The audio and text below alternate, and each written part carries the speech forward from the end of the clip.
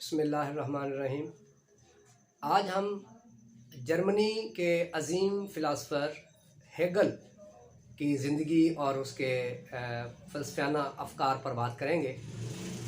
Hegel 27 अगस्त 1770 में Germany के शहर स्टटगार्ट में पैदा हुआ।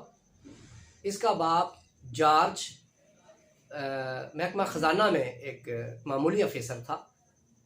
इसकी माँ का नाम मारिया था। जब ये हेगल की उम्र 13 साल थी तो इसकी माँ की वफ़ात हो गई और हेगल को फिर इसके बाप ने पाला। इसका बाप जो है वो प्रोटेस्टेंट ईसाई था और वो ये चाहता था कि हेगल को भी पादरी बनाया जाए और मजहबी तालीम दी जाए, लेकिन हेगल ने अपने बाप का ये कहा नहीं माना और उसने वो पादरी बनने से इनकार कर दिया। बाप की वफ़ात के बाद उसने अपने दोस्त शेलिंग से मशवरा किया और कहा कि मैं ये शहर छोड़ना चाहता हूँ, तो मेरे लिए कौन सा शहर मुनासिब रहेगा। तो उसके दोस्त ने मशवरा दिया कि आप जीना शहर में आ जाएं, क्योंकि जीना में शेलिंग जो है फ़लसफ़े का प्रोफेसर था, तो ये भी वहाँ पर चला गया हेगल और इसने फिर वहाँ पे बैठ के बहुत ज़बरदस्त इल्मी अदबी काम किया और फ़लसफ़े पर अपनी मशहूर किताब द फिनोमिनोलॉजी ऑफ माइंड तहरीर की। यह किताब 1807 में मंजर आम पर आई। ये वही साल है जब नेपोलियन ने जर्मनी का ये शहर फतह किया, यानी 1807 में ही नेपोलियन ने भी ये जीना शहर फतह किया। उसी साल the phenomenology of mind Hegel की मशहूर किताब ये मंजर आम पर आई। हेगल की बड़ी ख्वाहिश थी कि वो किसी बड़ी अच्छी यूनिवर्सिटी में फ़लसफ़े का प्रोफेसर मुकर्रर हो जाए, तो उसकी ये ख्वाहिश पूरी हुई और 1816 में वो हाइडलबर्ग की यूनिवर्सिटी में फ़लसफ़े का प्रोफेसर मुकर्रर हो गया। 1817 में उसकी एक और बहुत मशहूर किताब द लॉजिक ऑफ साइंस ये मंजर आम पर आई और इसने इल्मी हवाले से बहुत तहलका मचा दिया और बहुत सारे इसने नए अफकार और नज़रियात पेश किए। उसके बाद ये तकरीबन 1818 में बर्लिन यूनिवर्सिटी में ये फ़लसफ़े का प्रोफेसर मुकर्रर हो गया और फिर इसने अपनी ज़िंदगी के बाकी मांदा साल वहीं पे इसी यूनिवर्सिटी में ही गुजारे। यानी 1831 में इसकी वफ़ात हुई, तो ये इस वक्त तक मुकम्मल जो है वो बर्लिन यूनिवर्सिटी में ही फ़लसफ़े का प्रोफेसर रहा। और यहाँ पर फिर इसने बहुत मशहूर किताब 1820 में इसकी मशहूर किताब सामने I the philosophy of rights.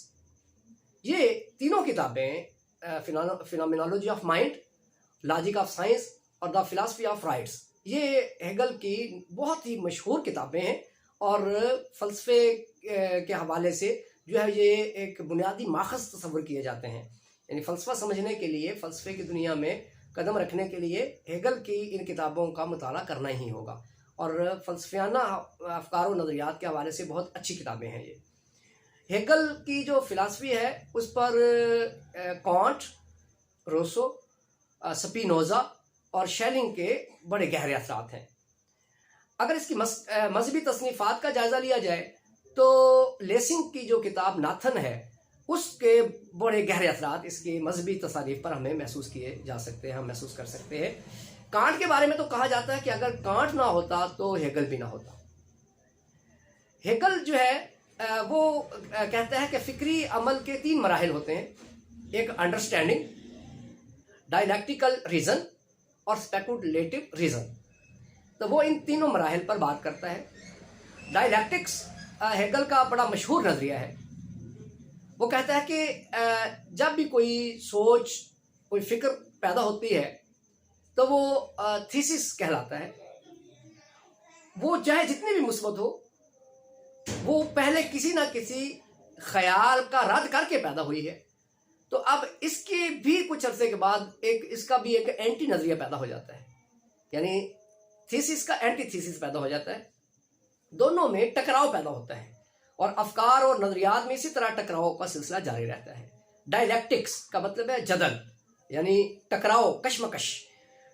तो एक थीसिस यानी एक ख्याल और उसका एंटी थीसिस यानी दूसरा ख्याल, ये टकराते हैं और इनके नतीजे में जो दोनों ख्यालात में जो मुस्बत चीज़ें हैं वो मिलकर फिर सिंथेसिस यानी एक नतीजा निकल आता है और वो सिंथेसिस भी कुछ अरसे के बाद खुद थीसिस बन जाता है और फिर उसका एंटीथीसिस पैदा होता है और फिर कोई नतीजे पर पहुंचा जाता है और सिंथेसिस, और फिर इसी तरह वो थीसिस बनता है और ये सिलसिला जारी रहता है।